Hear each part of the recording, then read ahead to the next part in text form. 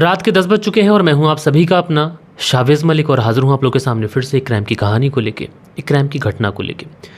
दोस्तों, आज के दिन की कहानी पर मैं आप लोग को लेके चलूंगा, लेकिन उससे पहले मैं आप लोग को एक हैरतनाक कहानी सुनाता हूं, जो कि आज के इस दौर में वाकई हैरत करने वाली बात है। दरअसल दोस्तों, दिल्ली के अंदर एक इलाका लगता है, एक कॉलोनी लगती है, फ्रेंड्स कॉलोनी।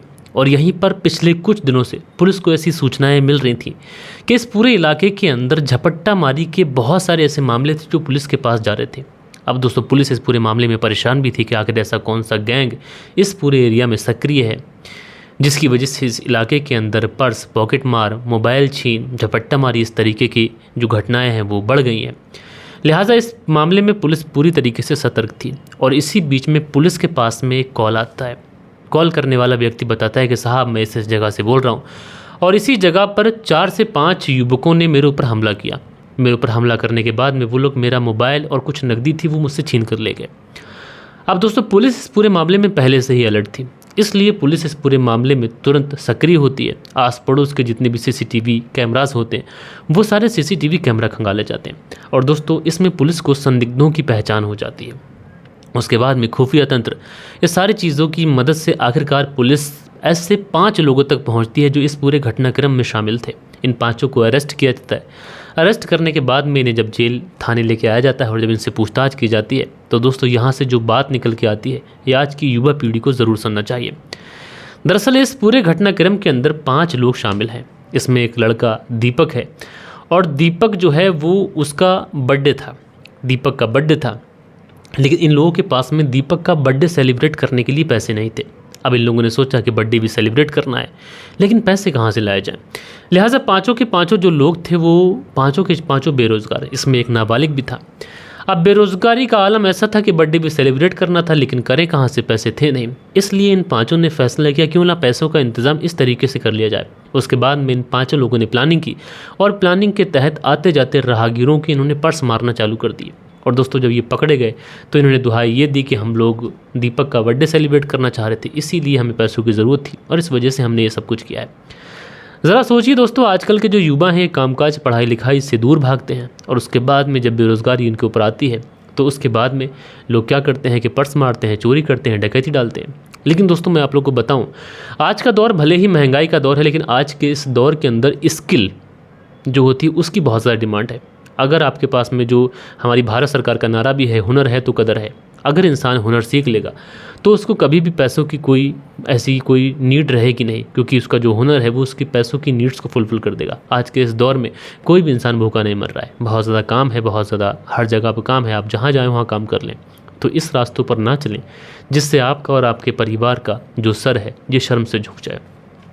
बहरहाल दोस्तों, आज की कहानी की बात करें तो दोस्तों, आज की कहानी अपने आप में ऐसी कहानी है कि आज के इस दौर में ये कहानी रिश्तों को कुछ इस तरीके से तार तार करती है कि दोस्तों, जब आप लोग इस पूरी घटना को बहुत ही बारीकी से डिटेल में सुनेंगे तो आप लोग अपने कानों पर विश्वास नहीं करेंगे।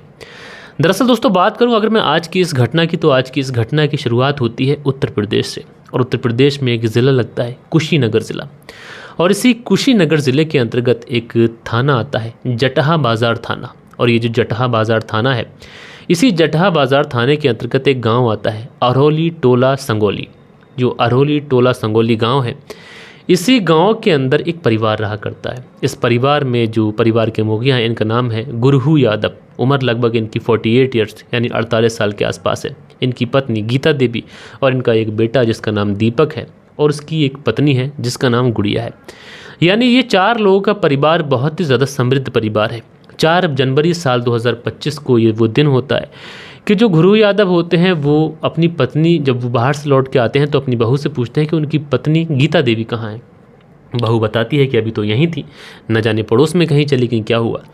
उसके बाद में ये परिवार वाले इंतज़ार करते रहते हैं। लेकिन दोस्तों, शाम का वक्त हो जाता है, लेकिन जो गीता देवी होती हैं ये लौट कर नहीं आती हैं। अब गीता देवी के जो पति हैं गुरहू यादव, ये परेशान होते हैं। ये अपनी बहू से बार बार पूछते हैं कि कहाँ गई थी, कुछ कह कर गई है या फिर नहीं गई है।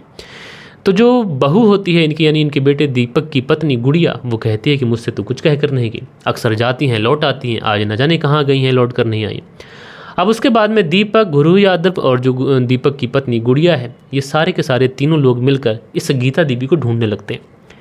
लेकिन दोस्तों, जहाँ कहीं भी गीता देवी जा सकती थी, तमाम मिलने वालों में, तमाम ऐसे जो फ्रेंड सर्किल होता है उनमें लेकिन दोस्तों कहीं पर भी गीता देवी के बारे में कोई भी इन्फॉर्मेशन नहीं मिलती है। आज जब गीता देवी के बारे में कहीं से कोई इन्फॉर्मेशन मिलती नहीं है तो ये परिवार वाले परेशान होते हैं। अब परेशान हो गए तो क्या करें। होते करते ये जो बात थी ये पूरे गांव के अंदर आग की तरह फैल चुकी थी कि गुरु यादव की जो पत्नी गीता देवी है वो अचानक से लापता हो गई है। गांव के हर व्यक्ति से भी पूछताछ की जाती है तो हर कोई यही कहता है कि आज तो हमने गीता देवी को देखा ही नहीं है। अब गीता देवी कहाँ चली गई थी, उनको ज़मीन खा गई थी या फिर आसमान निकल गया था, क्योंकि गीता देवी ऐसी भी नहीं थी जो कामकाज के सिलसिले में बाहर जाती। कोई जवानी की उम्र भी नहीं है कि जो कहीं ऐसे घर छोड़कर चली जाए। तो ऐसे में इस उम्र में लगभग 40-45 साल की उम्र में आखिरकार गीता देवी कहाँ जाएंगी, ये इस परिवार के लिए समस्या का सबब बना हुआ था। लिहाजा परिवार वाले पूरी रात तो इंतज़ार करते हैं और अगले ही दिन ये लोग पहुँच जाते हैं जटहा बाज़ार थाना। और जटहा बाज़ार थाने में जाने के बाद में ये जो गुरु यादव थे ये अपनी पत्नी गीता देवी की गुमशुदगी की रिपोर्ट लिखाते हैं। कहते हैं कि साहब 4 जनवरी साल 2025 यानी कल के दिन मेरी पत्नी घर पे ही थी। मैंने आकर अपनी बहू से पूछा कि वो कहाँ गई हैं। उसने कहा कि पड़ोस में गई होंगी। हम लोगों ने शाम तक इंतज़ार किया। जब वो लौट कर नहीं आई तो उसके बाद में हमने ढूंढा, पूरे गांव में ढूंढ लिया, जहाँ पर वो जा सकती थी तमाम रिश्तेदारों में कॉल कर ली, लेकिन साहब गीता देवी का कहीं से भी कोई पता नहीं चल रहा। आप कुछ भी कर मेरी पत्नी गीता देवी को ढूंढ लीजिए। अब पुलिस वाले ये गुमशुदगी को दर्ज करते हैं। दर्ज करने के बाद में इस पूरे मामले के अंदर छानबीन शुरू करते हैं। तो सबसे पहले इस घर के अंदर जो दीपक की पत्नी गुड़िया थी यानी गुरु यादव की बहू, उससे पूछताछ की जाती है, क्योंकि दीपक और उसके जो पिता थे गुरु यादव ये तो काम पर गए हुए थे। तो घर के अंदर दीपक की पत्नी गुड़िया और दीपक की माँ गीता देवी ही मौजूद थी, इसलिए गुड़िया से पूछताछ की जाती है। गुड़िया से पूछा जाता है कि तुम्हारी सास गीता देवी को तुमने लास्ट बार कब देखा था, और जब वो गई थी तो तुमसे क्या कुछ कह कर गई थी, आमतौर पर जाती थी तो किस समय लौट आया करती थी। तो जो गुड़िया होती है वो अपने सारे बयान पुलिस को लिखवाती है। तो वो कहती है कि साहब अब वैसे तो अमूमन सासू माँ कहीं जाती नहीं थी, लेकिन आज यहीं पर बैठी हुई थी, थोड़ी देर पहले मैंने देखा था, फिर उसके बाद में वो यहाँ दिखी नहीं। मैंने सोचा कि पड़ोस में कहीं गई होंगी, आ जाएंगी। लेकिन उसके बाद में ससुर जी आए, उन्होंने भी पूछा, जो मेरे पति थे वो आए, उन्होंने भी पूछा कि माँ कहाँ गई है। लेकिन जो मेरी सासू माँ है उनका कहीं पर भी कोई पता नहीं। हमने हर जगह पर ढूंढ लिया, तमाम रिश्तेदारों में कॉल कर ली, लेकिन कहीं से भी कोई पता नहीं चल रहा है। लिहाजा पुलिस वाले गुड़िया के बयान लिखवाते हैं। उसके बाद में आस पड़ोस के लोगों से भी पूछताछ की जाती है, क्योंकि दोस्तों गांव के अंदर अमूमन सीसीटीवी कैमरास नहीं होते हैं। तो गांव के लोगों से पूछा जाता है, क्योंकि गांव के अंदर ऐसे बहुत सारे घर भी होते हैं जिन घरों के लोग दरवाज़ों पर बैठे रहते हैं। तो उन लोगों से भी पूछा जाता है कि आज तुमने गीता देवी को इधर से निकलते देखा, आते देखा, जाते देखा। तो जितने भी लोग होते हैं वो बताते हैं कि साहब आज तो गीता देवी घर से निकली ही नहीं है। अब जैसे ही ये बातें लोग बताते हैं तो पुलिस को कहीं ना कहीं शक भी होता है, कहीं ऐसा तो नहीं कि घर के अंदर ही गीता देवी के साथ में कुछ कर गया हो। लिहाजा उसके बाद में फॉरेंसिक की टीम आती है, और जब फॉरेंसिक की टीम आती है तो इस घर को बहुत ही बारीकी के साथ में चेक किया जाता है। लेकिन दोस्तों जब इस घर को बहुत ही बारीकी के साथ में चेक किया जाता है तो पुलिस को यहाँ से कुछ अहम चीज़ें मिलती हैं, और जो अहम चीज़ें मिलती हैं वो इस पूरे केस को 90 डिग्री तक घुमा के रख देती हैं। दरअसल पुलिस को इस पूरे घर से एक रुमाल मिलता है, जो एक गमछा टाइप होता है, वो खून से सना हुआ था। साथ के साथ पुलिस को एक ईंट का टुकड़ा मिलता है जिस पे हल्का फुल्का खून लगा हुआ था। साथ के साथ एक पैजामा मिलता है जो ऊन से बुना हुआ था। अब जनवरी का महीना, जाड़े बहुत ज़्यादा होते हैं तो गर्म कपड़े पहने जाते हैं। ऐसे में वो ऊन से बुना हुआ पजामा जब सना हुआ मिलता है तो पुलिस को कहीं ना कहीं डाउट हो जाता है। अब जब पुलिस को डाउट होता है तो पुलिस वाले इन तीनों ही लोगों को उठा लेते हैं, जो घर के 3 सदस्य थे। और इन तीनों लोगों को उठाने के बाद में इन तीनों से सख्ती से पूछताछ की जाती है। अब दोस्तों जब इन तीनों से सख्ती से पूछताछ की जाती है तो एक व्यक्ति ऐसा था दीपक, जिसकी बातों से पुलिस को ऐसा लग रहा था कि दीपक को कुछ नहीं पता है। लेकिन 2 लोग ऐसे थे कि जिनकी बातों से ऐसा लग रहा था कि ये लोग पुलिस से कुछ ना कुछ छुपा रहे हैं, क्योंकि इनके बयान लगातार बदल रहे थे। इसलिए पुलिस वाले दीपक को तो जाने देते हैं, लेकिन यहाँ पर जो गुरु यादव थे और जो दीपक की पत्नी गुड़िया थी, इन दोनों से पूछताछ की जाती है। इन दोनों से सख्ती से पूछताछ की जाती है। गुड़िया से कहा जाता है कि देखो सब कुछ सच सच बता दो, लेकिन गुड़िया वही रटी रटाई बातें बताती है जो उसने पहले पुलिस को बताया था। जो गुरु यादव थे वो भी वही बताते हैं, लेकिन कहीं ना कहीं पुलिस को इन दोनों के ऊपर डाउट हो चुका था। इसलिए पुलिस वाले इन दोनों को अलग अलग कमरे में बैठाते हैं, और अलग अलग कमरे में बैठाने के बाद में अब इनसे पूछताछ करते हैं। गुरु यादव से पुलिस वाले कहते हैं कि देखो गुड़िया ने सब कुछ बता दिया है तुम्हारी बहू ने, बेहतर यही होगा कि तुम भी अपना जुर्म कबूल कर लो, और उसके बाद में तुम्हारी जो सज़ा होगी उसको कम कराने के लिए हम लोग कोर्ट से आग्रह करेंगे। लिहाजा जो गुरु यादव था उसको जब ये पता चलता है कि गुड़िया सब कुछ बता चुकी है तो गुरु यादव पुलिस के सामने टूट जाता है। यही वाला पैतरा पुलिस गुड़िया के सामने खेलती है, तो गुड़िया जो थी वो भी पुलिस के सामने टूट जाती है। और टूटने के बाद में ये दोनों दोस्तों जो कहानी सुनाते हैं, उस कहानी को सुनने के बाद में हर कोई हैरान था, परेशान था कि आखिरकार एक ही परिवार के अंदर कुछ लोग ऐसा कैसे कर सकते हैं। दरअसल गुरु यादव बताता है कि उसके बेटे की जब शादी की उम्र हुई तो उसके बाद में उन्होंने अपने बेटे के लिए रिश्ता देखना शुरू किया और आखिरकार गुड़िया, जो कि देखने में बहुत ज़्यादा खूबसूरत थी, गुड़िया के साथ में अपने बेटे का रिश्ता तय कर देता हूँ। उसके बाद में शादी की डेट आती है। शादी की डेट पर बहुत अच्छे धूमधाम से हम लोग शादी करते हैं। गुड़िया जो थी वो हमारे बेटे दीपक की दुल्हन बनकर घर आ चुकी थी। अब उसके बाद में दीपक और मैं काम करने के लिए बाहर जाते थे। कई बार ऐसा होता था कि जो मेरी पत्नी गीता देवी है वो बाहर जंगल चली जाया करती थी लकड़ी लेने के लिए या फिर घास फूस लेने के लिए जानवरों के लिए। अब इसी दौरान कई बार मैं घर पे होता। जब मैं घर पे होता तो मेरी जो बहू थी गुड़िया वो भी घर पे होती। अब जब बहू गुड़िया घर पे होती तो धीरे धीरे हम दोनों के बीच में थोड़ी थोड़ी नैन मटक्का हुई। और जब इस ससुर और बहू के बीच में आंख मिचौली शुरू हुई तो उसके बाद में जो ससुर था एक दिन अपनी बहू का हाथ पकड़ लेता है और हाथ पकड़ने के बाद में कहता है कि तुम बहुत ज़्यादा सुंदर हो, इसीलिए मैं तुम्हें अपने बेटे की दुल्हन बना के लेके आऊँ। अब जब बहू ये बात सुनती है वो तो पानी पानी हो जाती है। शायद वो भी इसी सारी चीज़ों का इंतज़ार कर रही थी। और दोस्तों उसके बाद में ये जो ससुर और बहू थे ये कुछ ऐसे नापाक रास्ते पर चलते हैं जिसको लफ्ज़ों में बयां कर पाना मुश्किल है। ये दोनों एक दूसरे के साथ में प्रेम संबंधों में बनते हैं। प्रेम संबंध तो कहना गलत होगा बल्कि अवैध संबंधों में बनते हैं। और उसके बाद आए दिन ये दोनों शारीरिक संबंध बनाया करते थे। लेकिन दोस्तों इन दोनों के शारीरिक संबंध बनाने की जो बात थी ये कहीं ना कहीं जो गुरु यादव थे यानी गुड़िया की जो सास थी गीता देवी, उनको इस बारे में खबर लग जाती है। जब उनको इस बारे में खबर लग जाती है वो अपने पति से इस बारे में विरोध करती हैं, साथ के साथ अपनी बहू को भी बहुत ज़्यादा डांटती हैं। कहती हैं कि देखो तुम जो कर रही हो वो ठीक नहीं है। अगर तुम ऐसे ही चलती रही तो मैं तुम्हारे पति यानी दीपक को, अपने बेटे को सब कुछ बता दूंगी और उसके बाद में तुम सोच लेना, अपनी बर्बादी के जिम्मेदार खुद होना। कहीं ना कहीं गुड़िया को ये बात बहुत ज़्यादा बुरी लग जाती है। वो अपने ससुर गुरु यादव को इस बारे में बताती है कि जो सास है मुझे इस तरीके से ब्लैकमेल कर रही थी। उसके बाद में ये बहू और ससुर मिलकर हत्या की प्लानिंग करते हैं और उसके बाद में 4 जनवरी साल 2025 को दोनों बाप बेटे काम के लिए जाते हैं। लेकिन दोपहर के समय में ही जो गुरु यादव था वो लौट कर आ जाता है और उसके बाद में प्लानिंग जो थी इनकी बनी हुई ये अपनी बहू गुड़िया के साथ मिलकर पहले तो इस गीता देवी को बहुत ज़्यादा मारते तोड़ते हैं। उसके बाद ईंट से कुचल कर उसकी हत्या कर देते हैं। हत्या करने के बाद में उसके शव को लेते हैं और जो टॉयलेट का टैंक होता है उसी टॉयलेट के टैंक में उसकी डेड बॉडी को डाल देते हैं। ऊपर से वो जो सीमेंट के पटले थे वो ढांक देते हैं और उसके बाद में जो गुरु यादव था ये घर से चला जाता है। शाम को लौट के आता है, अपनी पत्नी को पूछता है, फिर पूरा परिवार गांव के अंदर ढूंढता है। इस तरीके से ये पूरी हत्या की प्लानिंग की जाती है। लेकिन दोस्तों पुलिस ने महज कुछ ही घंटों के अंदर इस पूरे प्लान का, इस पूरी क्राइम घटना का, इस पूरी क्राइम की इस वारदात का खुलासा कर दिया। और यकीन दोस्तों जब पुलिस ने खुलासा किया तो हर कोई हैरान भी था, परेशान भी था। बहरहाल दोस्तों आप लोग इस घटना के बारे में क्या कहना चाहते हैं? ऐसे परिवार में जो ऐसे लोग रहते हैं उनके बारे में क्या कहना चाहते हैं? आप लोग अपनी राय नीचे कमेंट्स बॉक्स में दीजिएगा।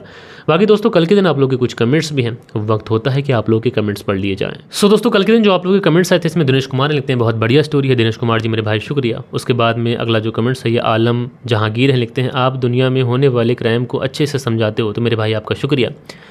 रिजवान अंसारी जी हैं जो बहुत सारे हार्ट्स बनाते हैं, शुक्रिया मेरे भाई। दिनेश कुमार है, लिखते हैं मलिक भाई नमस्कार, बहुत बढ़िया कहानी है, तो दिनेश कुमार जी मेरे भाई शुक्रिया आपका। दिनेश कुमार लिखते हैं मलिक भाई आपका अंदाज़ बहुत बढ़िया है और हम आपकी कहानी को रोज़ सुनते हैं एलमेटी से, तो जी भाई आपका बहुत बहुत शुक्रिया। मंसूरी भाईजान जी हैं जो इमोजीज़ बनाते हैं, शुक्रिया। मंसूरी भाईजान जी आगे बहुत सारे हार्ट्स बनाते हैं, शुक्रिया। मंसूरी भाईजान आगे लिखते हैं गुड जॉब भाई जी, शुक्रिया भाई। कटवा प्रदीप जी हार्ट्स बनाते हैं, बहुत शुक्रिया। मनदीप वर्मा है, लिखते हैं नमस्ते सर जी, good job in done, keep it up sir जी, तो मनदीप जी आपका बहुत बहुत शुक्रिया। और इनकी जो वाइफ प्रदीप वर्मा है वो अक्सर जलंधर से हमारे कमेंट्स करती हैं, शुक्रिया। उसके बाद में मोहम्मद सैयद हैं, लिखते हैं मैं दुबई से आपकी वीडियो देखता हूं और हैरान हूं कि सबसे ज़्यादा घटना यूपी में होती है। तो मोहम्मद सैयद जी ऐसा नहीं है, घटना हर जगह होती है, लेकिन चूँकि हम हिंदी बोलते हैं तो हमारे पास में वही कहानियाँ आती हैं जो ऑलमोस्ट हिंदी बोलने वाले राज्यों में होती हैं। उसके बाद में अगला जो कमेंट्स है ये हेम प्रकाश जी हैं, लिखते हैं मैं हेम प्रकाश नरदई जिला कासगंज से कहानी सुनता हूँ, शुक्रिया। दिनेश कुमार लिखते हैं my wife also like your story, best of luck, तो दिनेश कुमार जी आपकी वाइफ दीप का भी बहुत बहुत शुक्रिया। मंसूरी भाईजान लिखते हैं भाई जी आपकी कहानी बहुत ही दुखद और दर्दनाक कहानी है, जी शुक्रिया मेरे भाई। मोहम्मद रियाज लिखते हैं नाइस स्टोरी सर जी, तो मोहम्मद रियाज जी सुपर थैंक्स भाई, शुक्रिया आपका। उसके बाद में ट्रैवल फेरे हैं, लिखते हैं ये सब पहले भी होता था, लेकिन पहले आज जैसा एक्टिव मीडिया और सोशल मीडिया नहीं था और लोग आज जितने एक्सप्रेसिव नहीं थे, समाज को सोचकर वो लोग चुप हो जाया करते थे। ये बहुत अच्छी बात कही आपने, आपका शुक्रगुजार हूँ। बालेश्वर बिहारी हैं, लिखते हैं मलिक साहब जी नमस्कार सर जी, पाप इतना बढ़ गया है कि धरती भी पाप से कांप रही है, जी थैंक्स सर जी, तो बालेश्वर बिहारी जी मेरे भाई आपका शुक्रिया कि आपने कमेंट्स किया। राशिद खान लिखते हैं अस्तगफिरुल्लाह, अल्लाह खैर करे, ऐसे लोगों से बहन बेटी को बचाए, जी शुक्रिया। राजकिशोर चौरसिया महाबालेश्वर महाराज से कहानी सुनते हैं, इदरीस खान मुंबई से कहानी सुनते हैं, दिनेश कुमार जी कहानी सुनते हैं, शीलनिधि जी लिखते हैं भाई मैं भी भाई ने भी छोड़ा बहन को, हैरान करने वाली कहानी है। मलिक भाई किस पर विश्वास करें? शील निधि शर्मा हरिद्वार उत्तराखंड से कहानी सुनते हैं, बहुत शुक्रिया। धीरज सिंह लिखते हैं, मलिक भाई जी राम राम शावेज भाई, धरती कैसे टिकी हुई है आजकल दुनिया में, रात तक लोग ज़्यादा रह गए हैं। आज की कहानी मालूम पड़ता है कि भाई के साथ बहन भी सुरक्षित नहीं है। जी बहुत अच्छी बात कही आपने, शुक्रिया आपका। नसीर अहमद लिखते हैं अस्सलाम वालेकुम। जी वालेकुम सलाम। साजिद खान है लिखते हैं, मलिक भाई बहुत बुरा ज़माना आ गया है, मैं किस पर विश्वास करूं?